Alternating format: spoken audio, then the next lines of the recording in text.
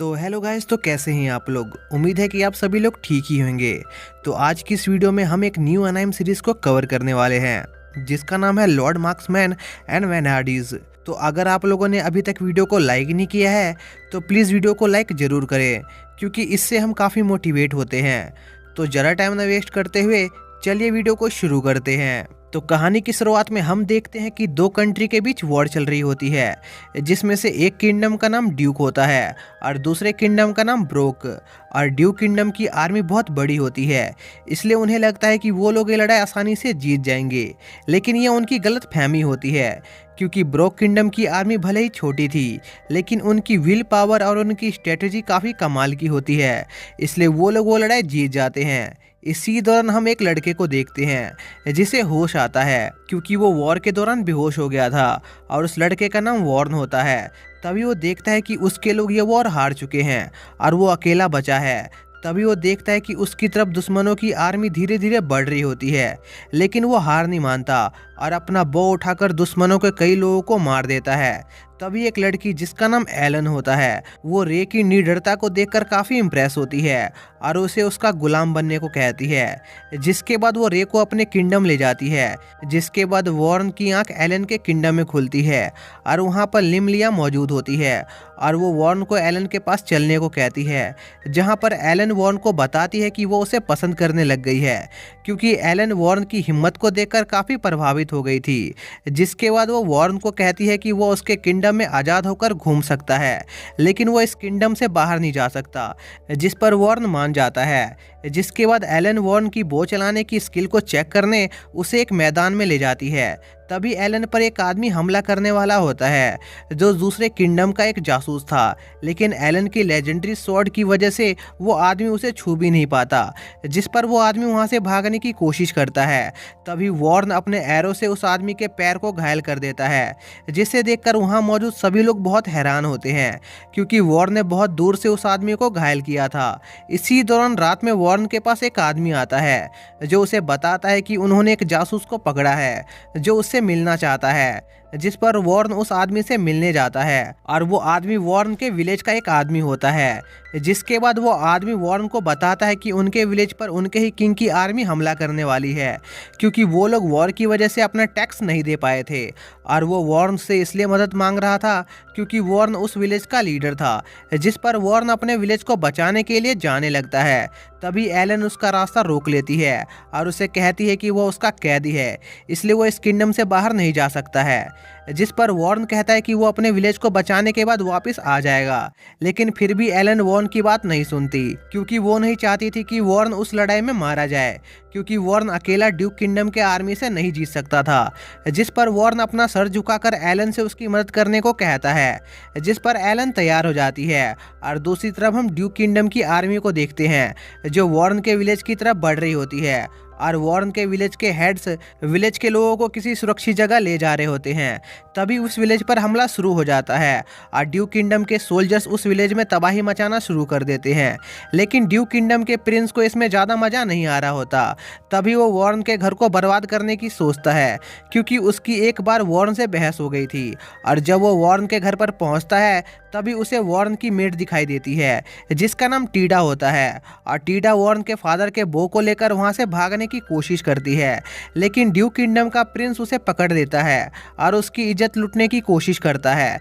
तभी Duke kingdom के Prince के हाथ में एक तीर आकर लगता है जो वॉर्न ने चलाया होता है।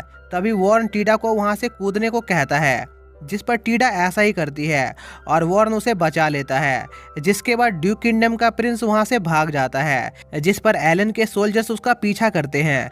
इसी दौरान टीडा वॉर्न को उसके फादर की बो देती है, जो वॉर्न के खानदान में पीढ़ी दर पीढ़ी ट्रांसफर होते हुए आ रही थी। जिसके बाद वो लोग ड्यूक किंगडम की आर्मी से लड़ने के लिए निकल जाते हैं। जिसके बाद वो लोग विलेज में मौजूद ड्यूक किंगडम के सभी सोल्जर्स को मार देते हैं, लेकिन अभी भी ड्यूक किंगडम के बहुत सारे सोल्जर्स विलेज के बाहर मौजूद होते हैं। इसलिए वॉर्न और उसकी टीम उनसे लड़ने का प्लान बनाती है। जिसके बाद वो लोग ड्यूक किंगडम के बाकी सोल्जर्स पर हमला शुरू कर देते हैं, जहां पर वॉर्न अपनी बो स्किल का इस्तेमाल करके कई एनिमीज को मार रहा होता है। लेकिन तभी उनका सामना ड्यूक किंगडम के एक ड्रैगन से होता है जो बहुत बड़ा होता है और वॉर्न की आर्मी उस ड्रैगन को देखकर बहुत घबरा रही होती है, जिस पर एलन अपनी लेजेंडरी स्वॉर्ड का इस्तेमाल करती है और उस ड्रैगन को अपने एक ही हमले से मार देती है, जिसे देखकर वॉर्न एलन से काफी इंप्रेस होता है। इसी दौरान ड्यूक किंगडम के प्रिंस को पता चलता है कि दुश्मनों की एक बहुत बड़ी आर्मी दूसरी तरफ से उनकी ओर बढ़ रही है, जो उनकी आर्मी से 3 गुना बड़ी है।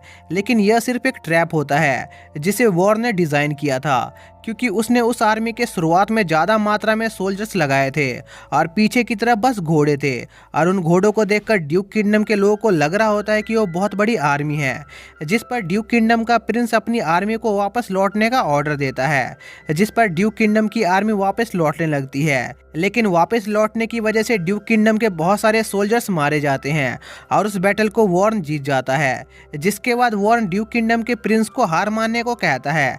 लेकिन वो प्रिंस ऐसा नहीं करता और अपने ड्रैगन पर बैठकर वहां से भागने लगता है। तभी वॉर्न की वो वॉर्न को उस ड्रैगन पर एम लेने को कहती है, जिस पर वॉर्न ऐसा ही करता है। तभी वॉर्न की बो चमकने लगती है, क्योंकि एलन की स्वॉर्ड वॉर्न की बो को पावर दे रही थी। जिसके बाद वॉर्न अपने मैजिकल एरो से उस ड्रैगन पर हमला करता है और उस ड्रैगन के साथ साथ वो प्रिंस भी मारा जाता है, जिससे वो लोग वो लड़ाई जीत जाते हैं। जिसके बाद वॉर्न और उसके दोस्त उनकी जीत से बहुत खुश होते हैं और दूसरी तरफ ड्यूक किंगडम के लोग अपनी अगली चाल चलने की प्लानिंग कर रहे होते हैं। जिसके बाद एलन को उसके किंग ने कैपिटल में बुलाया होता है, इसलिए वो लिमलिया को वॉर्न के विलेज की जिम्मेदारी देकर कैपिटल के लिए निकल जाती है। और कैपिटल पहुंचने के बाद किंग एलन से पूछता है कि आखिर उसने वॉर्न के विलेज को क्यों बचाया, जिस पर एलन कहती है कि उसने इंसानियत के खातिर उस विलेज को बचाया है। यह जवाब सुनकर किंग को बिल्कुल अच्छा नहीं लगता और वो एलन को सजा देने वाला होता है। तभी सोफी नाम की एक लेडी एलन को प्रोटेक्ट करती है और किंग से कहती है कि अब जब उनकी आर्मी एलन के विलेज में घुसी गई है तो उस विलेज का कंट्रोल इनडायरेक्टली उन्हीं के अंडर आ गया है, इसलिए अब उन्हें उस विलेज के लोगों को प्रोटेक्ट करके उनका दिल जीतना चाहिए। जिस पर वो किंग तैयार हो जाता है। इसी दौरान एलन की मुलाकात उसके राइवल मिली से होती है, जो उसे उसके किए गए कामों पर बहुत चिढ़ाती है।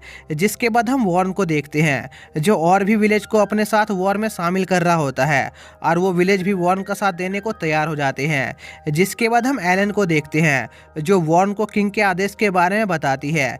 तभी वहाँ पर मिली भी आ जाती है, जो वॉर्न को उसके साथ अकेले में चलने को कहती है, क्योंकि उसे वॉर्न से कुछ जरूरी बात करनी थी, जिस पर वॉर्न मान जाता है। लेकिन इस दौरान एलन भी उनका पीछा कर रही थी, क्योंकि एलन को मिली से काफ़ी जलन हो रही थी। तभी उन पर कुछ अनजान लोग हमला कर देते हैं, जिन्हें वो लोग हरा देते हैं और उस लड़ाई में मिली भी अपनी पावर की छोटी सी झलक दिखाती है, जो काफ़ी शानदार होता है।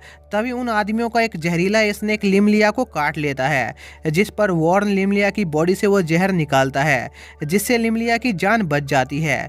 जिसके बाद हम एक आदमी को देखते हैं, जो एक वॉर लड़ रहा होता है और वो बहुत ही आसानी से वो वॉर जीत जाता है। और उस वॉर के बाद उस आदमी को ड्यूक किंगडम की तरफ से एक लेटर मिलता है, जिसमें ड्यूक किंगडम का किंग उस आदमी से मदद मांग रहा होता है और वो आदमी ड्यूक किंगडम के किंग को काफ़ी समय से सर्व कर रहा था, इसलिए वो तैयार हो जाता है। जिसके बाद हम वॉर्न को देखते हैं, जिसकी मुलाकात सोफी से होती है और वो उन सभी को बताती है कि जल्द ही उनका सामना एक बहुत पावरफुल स्वॉर्डमैन से होने वाला है, जो बहुत पावरफुल है। जिसके बाद वो स्वॉर्डमैन अपनी आर्मी को लेकर वॉर्न की आर्मी पर हमला कर देता है, जिस पर एलन उस स्वॉर्डमैन को रोकने लग जाती है।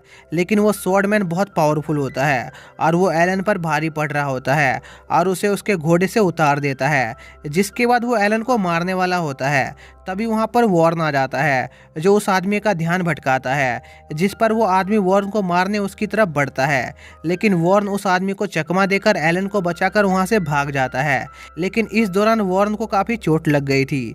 तभी वहाँ पर सोफी आ जाती है, जो एलन से वॉर्न को लेकर वहाँ से जाने को कहती है और खुद अकेले उस आर्मी का सामना करने के लिए रुक जाती है। जिसके बाद सोफी अपने एक स्पेशल स्पेल से बहुत सारे एनिमीज को घायल कर देती है और खुद के और उनके बीच एक बैरियर बना देती है। लेकिन वो स्वॉर्डमैन उस बैरियर को तोड़ देता है और सोफी से लड़ने लग जाता है। तभी सोफी वहाँ से गायब हो जाती है, क्योंकि वो बस एलन और वॉर्न के भागने के लिए टाइम निकाल रही थी। जिसके बाद हम वॉर्न को देखते हैं, जिसकी हालत बहुत गंभीर होती है। तभी एलन और उसके साथियों से मिलने एक आदमी आता है, जो उन्हें बताता है कि ड्यूक किंगडम को अभी कोई और कंट्रोल कर रहा है, क्योंकि ड्यूक किंगडम का किंग अपने बेटे के मरने से सदमे में चला गया है और यह खबर उस स्वॉर्डमैन को भी पता चल जाती है। कि उनके किंगडम को कोई और कंट्रोल कर रहा है। जिसके बाद हम एलन को देखते हैं, जिसे होश आ जाता है। तभी उसे उसकी बो की आवाज़ सुनाई देती है, जो उसे कहीं चलने को कह रही होती है, जिस पर टीडा भी वॉर्न के साथ जाती है। इसी दौरान वॉर्न को एक गुफा नजर आती है, जिसके अंदर जाने के बाद वॉर्न से उसकी बो कहती है कि वो उसे बहुत पावरफुल बना सकती है, लेकिन इससे पहले उसे खुद को साबित करना होगा, जिसके लिए उसे अपने ही साथी पर अपने एरो से हमला करना होगा। जिस पर वॉर्न तैयार हो जाता है और टीडा पर अपने एरो से हमला करता है, लेकिन वॉर्न ने अपने एरो को ऐसे चलाया होता है कि उसकी पावर से वॉर्न की एरो टीडा के करीब जाते ही टूट जाती है, जिससे वॉर्न अपना टेस्ट पास कर लेता है, क्योंकि उस बॉ ने वॉर्न को बस अपनी साथी पर हमला करने को कहा था, ना कि उसे मारने को। जिसके बाद हम एलन और सोफी को देखते हैं, जो उस स्वॉर्डमैन से लड़ रही होती है और उस स्वॉर्डमैन पर अपने स्पेशल अटैक से हमला कर रही होती है, लेकिन वो स्वॉर्डमैन उनके उस अटैक को भी काट देता है। तभी वहाँ पर वॉर्न पहुँच जाता है और उस स्वॉर्डमैन को उससे लड़ने के लिए चैलेंज करता है। जिसके बाद वो उस स्वॉर्डमैन पर अपने सबसे पावरफुल एरो से हमला करता है, जिससे वो स्वॉर्डमैन रोकने की बहुत कोशिश करता है और किसी तरह उस हमले को रोक भी लेता है।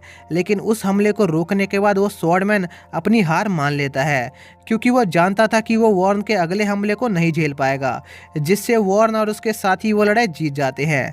लेकिन तभी वॉर्न का घाव दोबारा से ताज़ा हो जाता है, जिससे वो बेहोश हो जाता है और इसी के साथ यह पार्ट यहीं पर ख़त्म हो जाता है। तो दोस्तों, अगर आप लोगों को इस सीरीज़ का अगला पार्ट चाहिए तो उसका लिंक आपको डिस्क्रिप्शन में मिल जाएगा, लेकिन मैं उसको कल या परसों अपलोड कर दूंगा।